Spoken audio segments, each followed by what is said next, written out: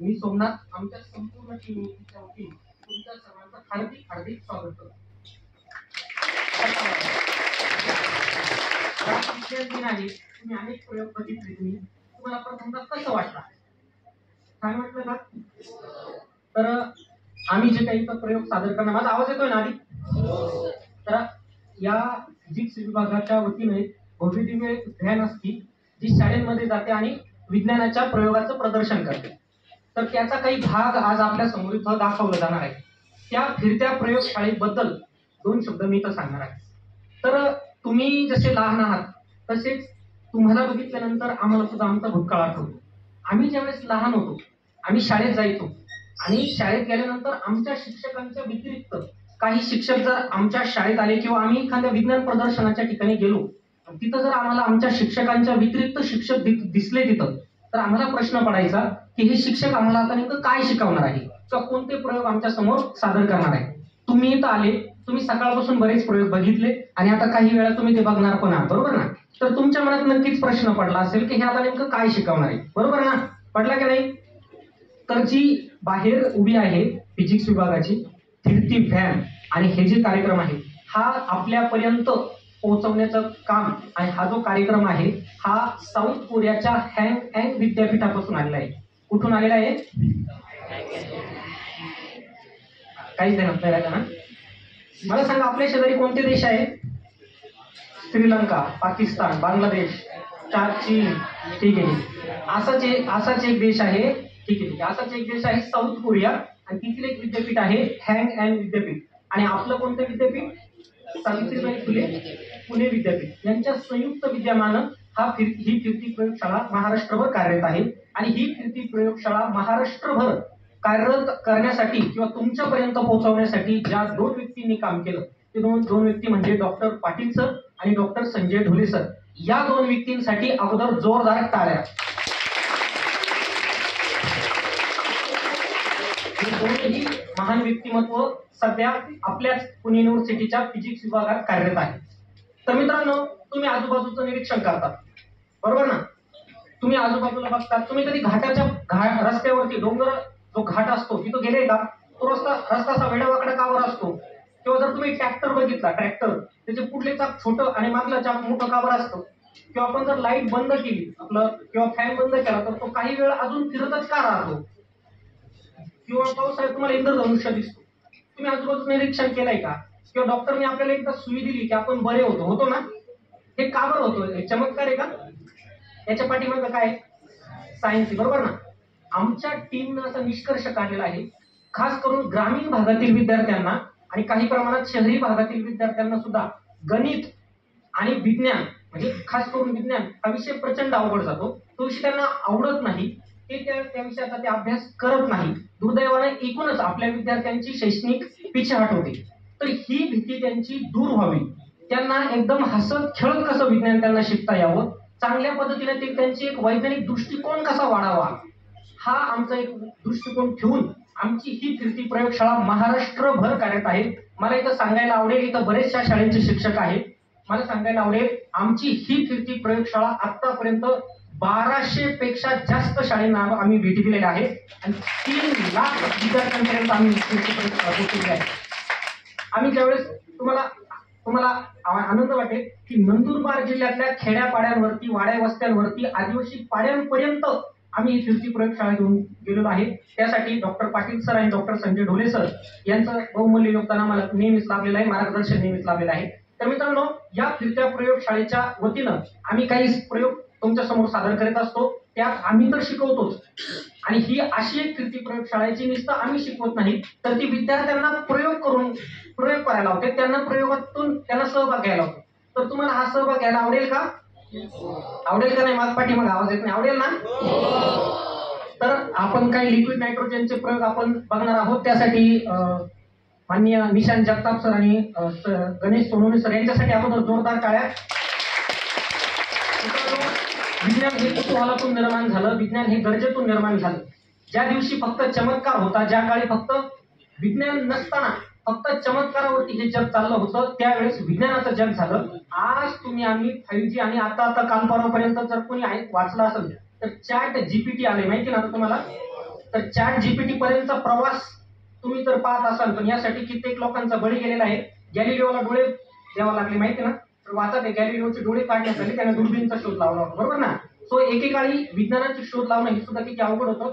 हा तुमच्यापर्यंत तंत्रज्ञानाचा प्रचंड विस्फोट झालेला आहे, त्याचा तुम्ही सहभाग करा.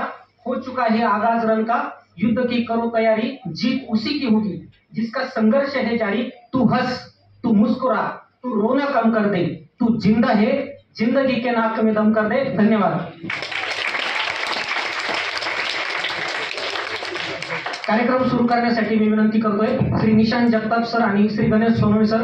जोरदार टाळ्यांचं स्वागत करूया. Hello, good afternoon. अरे ताकद संपली का? सर्वांची ताकद संपली? Good afternoon. सर्वप्रथम मी सांगतो का हा जो प्रोग्राम डिझाईन झालेला आहे लिक्विड नायट्रोजनचा, हा स्कूलच्या विद्यार्थ्यांसाठी डिझाईन झालेला आहे. बरेचसे विद्यार्थी एमएससीचे दिसत आहेत तिथे, तर त्यांना वाटेल हा काय लहान मुलांसारखा असं, तर त्यांच्यासाठी लहान मुलांसाठी डिझाईन झालेला आहे. तर याच्यात सर्व जेवढे लहान मुलं आहेत त्यांनी सगळ्यांनी काय करायचं, याच्यामध्ये पार्टिसिपेट करायचं. ठीक आहे, करायचं आपण चालू. तर पण कार्यक्रम चालू करण्याआधी आपण काय आहे, काही बेसिक गोष्ट आपण बेसिक सायन्स बद्दल आपण थोडंसं डिस्कस करू. हा, ठीक आहे. आपण ज्या ऍटमॉस्फिअर मध्ये राहतो तिथे विविध प्रकारचे गॅसेस असतात, बरोबर असतात ना. मग सांगता येईल कोणाला कोणते कोणते गॅसेस असतात? Nitrogen, oxygen, carbon dioxide, helium, hydrogen, argon, neon, craton असे बरेचसे गॅसेस असतात. हा, हे तर तुम्हाला माहिती. पण ह्या वातावरणामध्ये सर्वाधिक जो वायू आहे, जो गॅस आहे, तो कोणता आहे? नायट्रोजन. त्याचं प्रमाण किती वातावरणामध्ये? 78%. मग नायट्रोजन तर सगळ्यात जास्त आहे, 78%. मग त्याच्या खाली कोणता आहे? ऑक्सिजन. त्याचं प्रमाण किती आहे? 21%. मग 78 प्लस 21 किती होतात?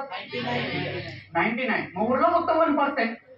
मग उरलेले 1% मध्ये असतात अदर गॅसेस. मग त्याच्यामध्ये हायड्रोजन आला, कार्बन डायऑक्साईड आणि सगळे गॅसेस. हा, ते जे काही सर्व गॅसेस आहे ना, हे उरलेल्या 1% मध्ये येतात. इथपर्यंत कळलं? आता आपण 4th किंवा 5th स्टँडर्डला लिव्हिंग थिंग आणि नॉन लिव्हिंग थिंग शिकतो ना सर्वजण. मग लिव्हिंग थिंग कशाला म्हणतो आणि नॉन लिव्हिंग थिंग कशाला म्हणतो आपण? लिव्हिंग थिंग कशाला म्हणतो आपण? अच्छा, हा, सोप्या भाषेत सांगायला झालं तर लिव्हिंग थिंग कशाला म्हणतो आपण? ज्यांची वाढ होते, ज्यांची काय होते? वाढ होते. ते एका ठिकाणाहून दुसऱ्या ठिकाणी जातात, त्याला आपण काय म्हणतो? लिव्हिंग थिंग म्हणतो सोप्या भाषेत, बरोबर. हा, मग नॉन लिव्हिंग थिंग कशाला म्हणतो आपण? ज्याची वाढ होत नाही, जे हालचाल करू शकत नाही, त्यांना आपण काय म्हणतो? Non living thing. जसं हा गॉगल आहे, हा लिव्हिंग थिंग आहे, नॉन लिव्हिंग थिंग आहे? Non living thing. हे भांडं काय आहे? नॉन लिव्हिंग थिंग आहे. माझ्यासारखं नॉन लिव्हिंग थिंग आहे ना हे. मग मी कोण आहे? मी लिव्हिंग थिंग आहे. बरं, आता हे जे बनाना आहेत आपल्याकडे, मी ज्यावेळेस झाडाला होते त्यावेळेस काय होते? हे जे फ्लॉवर्स हे काय होते? अच्छा, म्हणजे लिव्हिंग थिंग आणि नॉन लिव्हिंग थिंग बद्दल पण तुम्हाला माहिती आहे, विद्यार्थ्यांना माहिती आहे. ठीक आहे. आता आपण 5th स्टँडर्डला एक गोष्ट शिकतो, ते पण कशात? मॅथ्स मध्ये. आता मॅथ्स मध्ये आपण एक गोष्ट शिकतो, त्याला म्हणतो आपण नंबर लाईन. काय म्हणतो? Number line. माहिती सर्वांना नंबर लाईन. या नंबर लाईनच्या सेंटरला काय असतं? झिरो असतो. काय असतो? झिरो. आणि या झिरोच्या राईट साईडला जे नंबर्स असतात त्यांना आपण काय म्हणतो? Positive number. जसं की 1 2 3 4 5 6 7 8 अँड सो ऑन. त्याला हे काय आहे? Liquid nitrogen. जसं पाण्याचं बॉइलिंग आपल्याला माहिती आहे, पाण्याचा बॉइलिंग पॉईंट किती असतो? 100 डिग्री सेल्सिअस. म्हणजे पाण्याचं रूपांतर वाफेमध्ये होतं, ते तापमान किती? 100 डिग्री सेल्सिअस. तसंच लिक्विड नायट्रोजनचा बॉइलिंग पॉईंट असतो -196 degree Celsius. Minus 196 degree Celsius.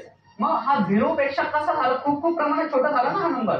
Minus म्हणजे हे, आता आपण बर्फ हातात घेतला, काय घेतला? बर्फ हातात घेतला, आपल्याला खूप थंड वाटतं ना, तो 0 डिग्री सेल्सिअसचा असतो. पण हे तर -196 डिग्री सेल्सिअस आहे. हे खूप कसं असणार आहे?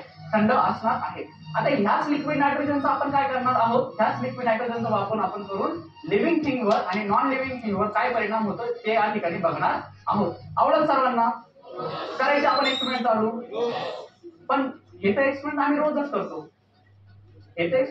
करतो, आज तुम्हाला करायचं. करायला आवडेल तुम्हाला? ठीक आहे. आपल्याला पुढील एक्सपेरिमेंट करण्यासाठी एक विद्यार्थी आणि एक विद्यार्थिनी म्हणजे मुलगा आणि एक मुलगी पाहिजे आपल्याला एक्सपेरिमेंट करण्यासाठी. कोणाला यायचंय? तू ये मुलांमध्ये आणि मुलांमध्ये हा तू पिंक कलरची वॉटर बॉटल.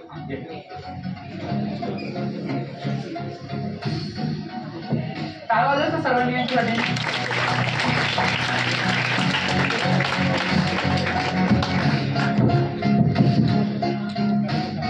सर्वप्रथम नाव सांगायचंय. नाव सांगायचं तुझं आणि कोणतं स्कूल आहे ते सांगायचं. स्टँडर्ड सांगायचं.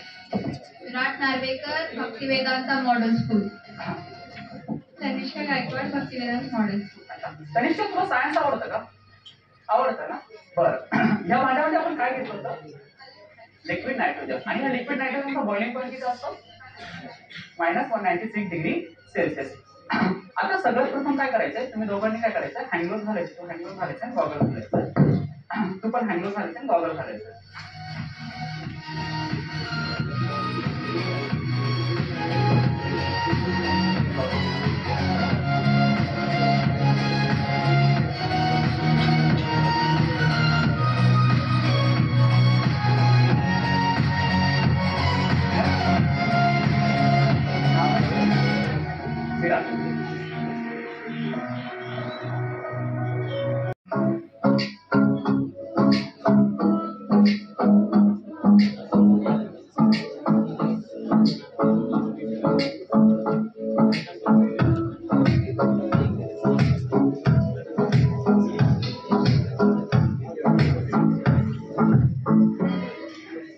विराट आहे समोर आहे. आता तुला काय करायचंय? तुझ्याकडे असलेले हे जे गुलाबाचे फुलं आहेत ना, हे काय करायचे माहिती? आता विराटकडे असलेले जे गुलाबाचे फुलं आहे जे की लिव्हिंग थिंग्स आहे असं आपण कन्सिडर करू. आता हे लिव्हिंग थिंग्स आहे आपण लिक्विड नायट्रोजन मध्ये टाकू आणि त्याच्यानंतर त्याच्यावर काय इफेक्ट होतो ते आपण या ठिकाणी सर्व ते सोडून त्याच्यामध्ये ते सोडून आणि ऑब्झर्व करायला सांग सर्वांना काय होते. सोडून दे सर आणि ऑब्झर्व करायला सांग सर्वांना काय होते ते.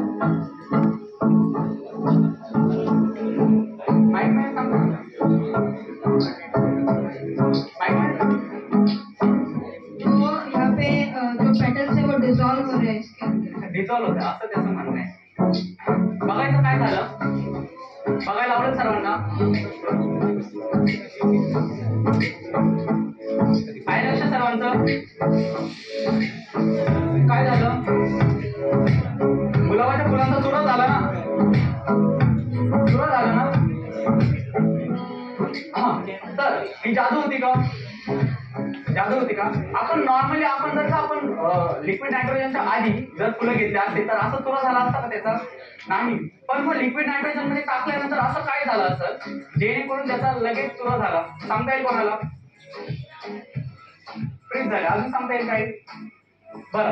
तनिष्काकडे असलेले पानं देखील आपण काय करू? लिक्विड नायट्रोजन मध्ये टाकू आणि त्याच्यानंतर त्याच्यावर काय इफेक्ट होतो आणि दोघांच्या अंतर आपण काय करू? सोबतच तनिष्का त्याच्यामध्ये माहित नाही सांग सर काय होत ते डिझॉल्व होत आहेत का ते?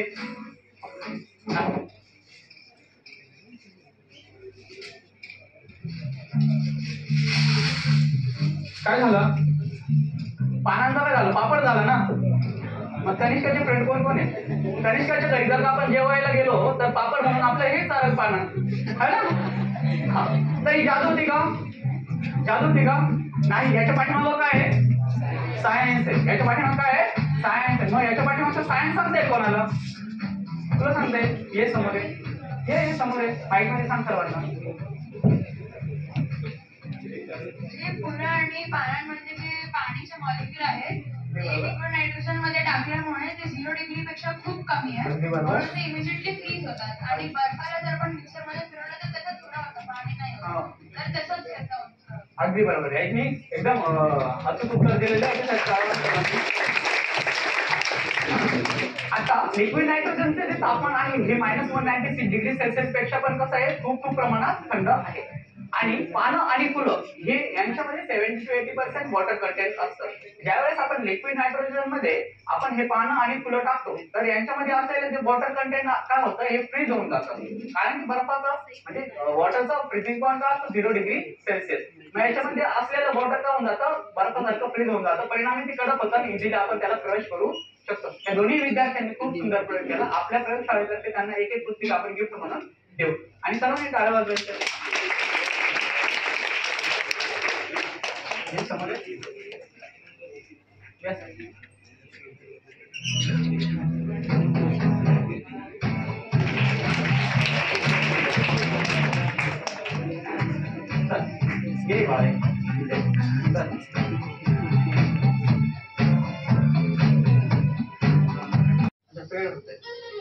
अजून काय होतंय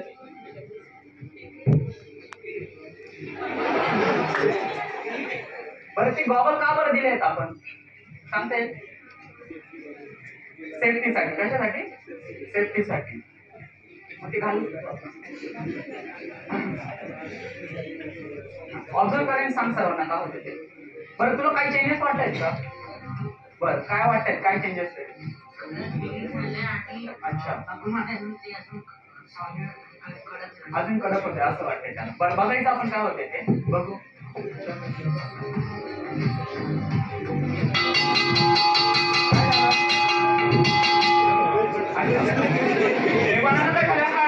बरोबर आता आपण काय करू दामोदरला हे बनाना खायला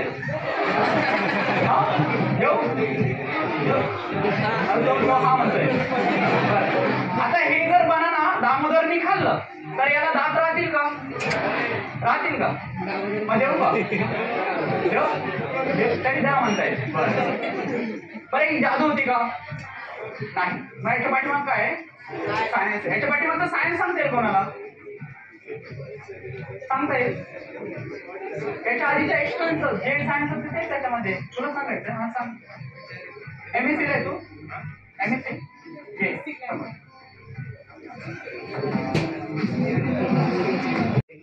हे लिक्विड नायट्रोजन मध्ये डीप करून त्याच्यानंतर याच्यावर काय इफेक्ट होतो बरं याचं म्हणणे फुटून जाईल. हे बोलून काय होते फुटून जाते. बघू आपण काय होतं.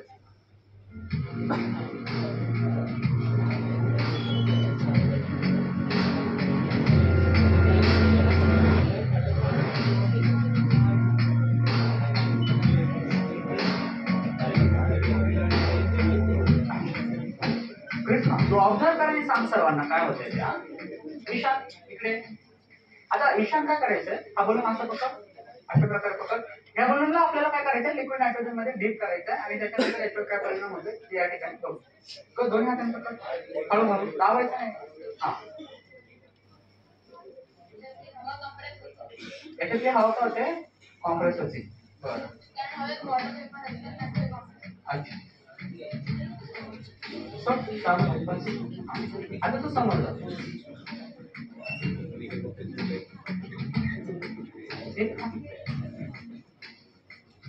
समोर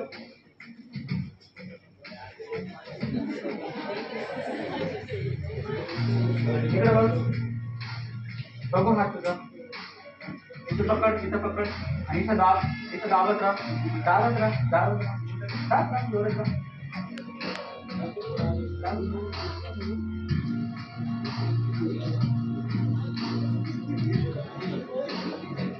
लक्ष आहे सर्वांचं.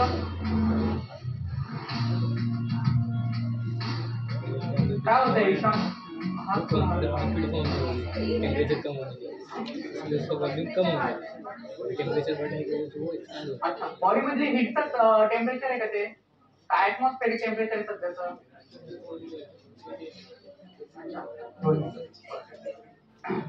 बरं ही जादू आहे का नाही. याच्या मागं काय आहे याच्या पाठीमागचं सायन्स सांगता येईल कोणाला नाही. बरं ये कृष्णा बघू तुझ्या कसं काय कर याच्यामध्ये डीप कर तू याच्यामध्ये आता ऑब्झर्व करायचं सांगायचं प्रॉपर आन्सर सांगायचं सर्वांनी. या भांड्यामध्ये आपण काय घेतलेलं आहे लिक्विड लिक्विड नायट्रोजन. आणि लिक्विड नायट्रोजनचं सध्याचं तापमान किती आहे? -193 डिग्री सेल्सिअस. बरोबर. म्हणजे खूप खूप कसं आहे, थंड आहे. बरोबर.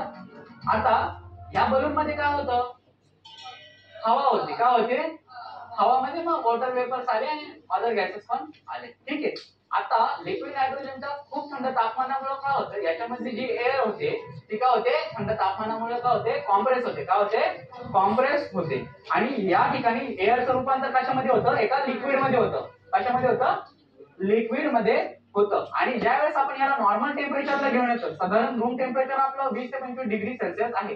या टेम्परेचरला आपण ज्यावेळेस घेऊन येतो, त्याच्यामधली जी हवा जी लिक्विड झालेली होती ती वापस तापमानामुळे काय होऊन जाते, बाहेरील तापमानामुळे वापस एक्सपांड होऊन जाते. आणि परिणामी याचा बलूनचा साईज पहिला जसा होतो. त्याच्या पाठीमध्ये जादू आहे का? याच्या पाठीमागे काय आहे? सायन्स. हे दोन्ही विद्यार्थ्यांनी खूप सुंदर प्रयोग केला. आपल्या प्रयोगशाळेतर्फे त्यांना एक एक पुस्तक आपण गिफ्ट म्हणून देऊ.